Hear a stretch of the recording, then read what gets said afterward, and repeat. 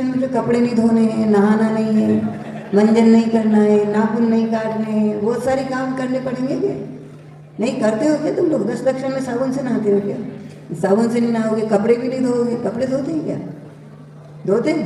10 लक्षण में कपड़े भी नहीं धोएंगे तो 10 लक्षण के पहले वो सब निपटाने पड़ेंगे ना। घर की साफ सफाई भी नहीं करेंगे 10 लक्षण में, 10 लक्षण में बाल भी नहीं बनवाएंगे, और ये भी नहीं करेंगे, सेविंग हेविंग भी, और ये सब सही है ना। 10 लक्षण में ये सब आरंभ सारंभ नहीं करेंगे, नहीं करेंगे तो इन सबको चौथ तक निपटाना पड़ेगा। तो निपटाने में समय मंजन भी नहीं करेंगे तो सुबह और दोपहर में दुकान चलाएंगे ना। दोपहर में दुकान भी तो निपटानी पड़ेगी कि दोपहर में दुकान भी हम पूरी नहीं खोलेंगे तो भैया उधार वाले को लेना भी पड़ेगा, देना भी पड़ेगा, सामान भी लाना पड़ेगा। सब अपनी दुकान पे थोड़ी मिल रहा है क्या?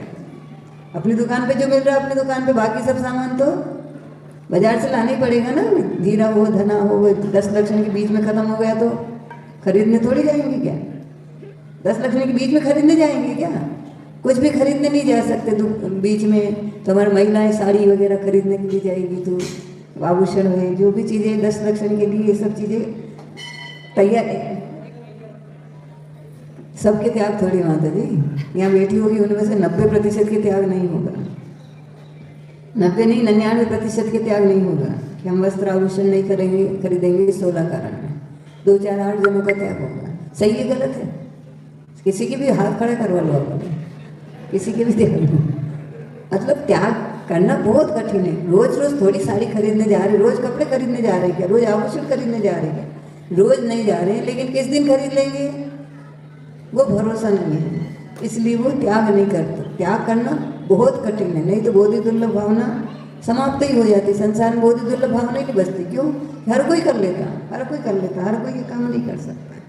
ठीक है, अब कर लेना। 10 लक्षण में तो पक्का ही त्याग कर देना। हम 10 दिन तक, मतलब पंचमी से 14 तक कुछ भी बाजार से वस्त्र आभूषण वगैरह खरीदेंगे नहीं, साफ सफाई नहीं करेंगे, नहाएंगे नहीं, मतलब कौवा स्नान करेंगे, शुद्धि करेंगे, नहाएंगे नहीं, और कपड़े साबुन लगा करके नहीं धोएंगे। इतने कपड़े तो होंगे ना तुम्हारे, नहीं है क्या कि 2-2 दिन भी एक ड्रेस पहनोगे तो 5 ड्रेस में 10 दिन निपट रहे हैं।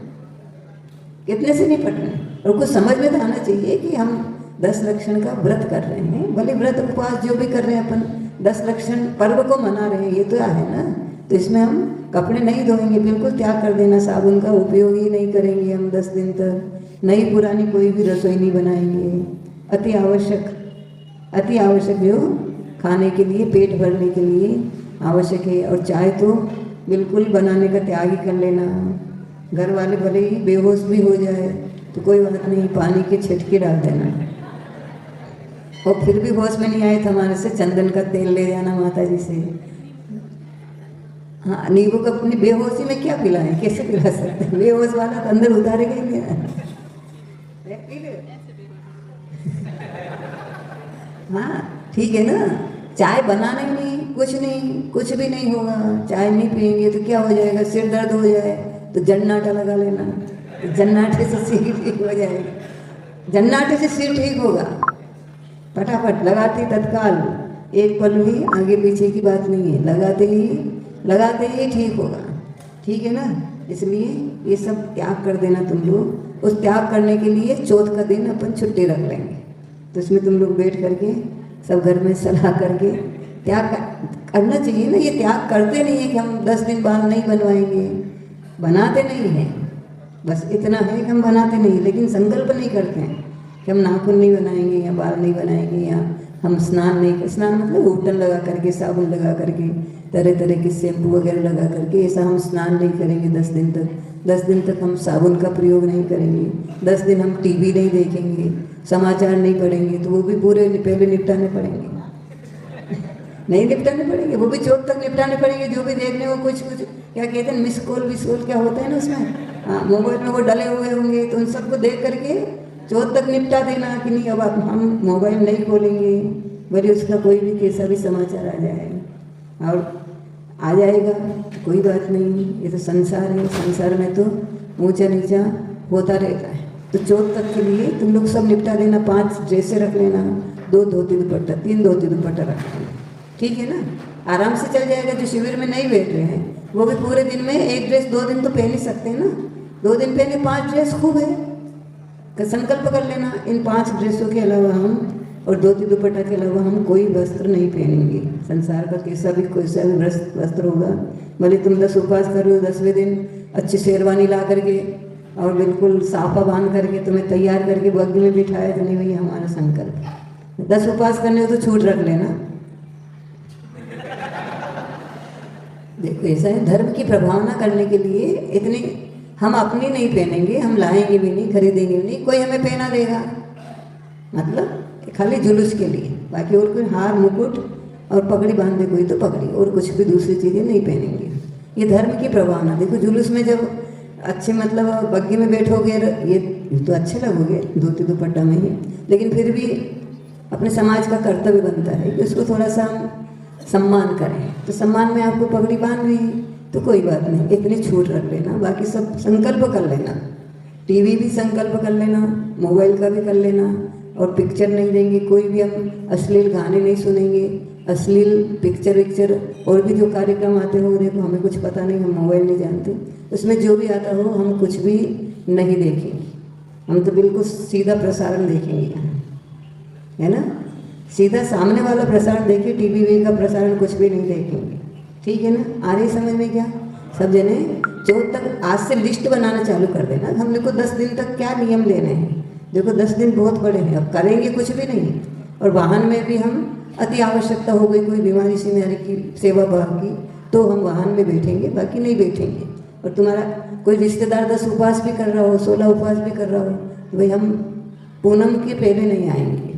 पूनम के दिन पालना होगी उनकी भी, उसके पहले तो पालना होगी नहीं।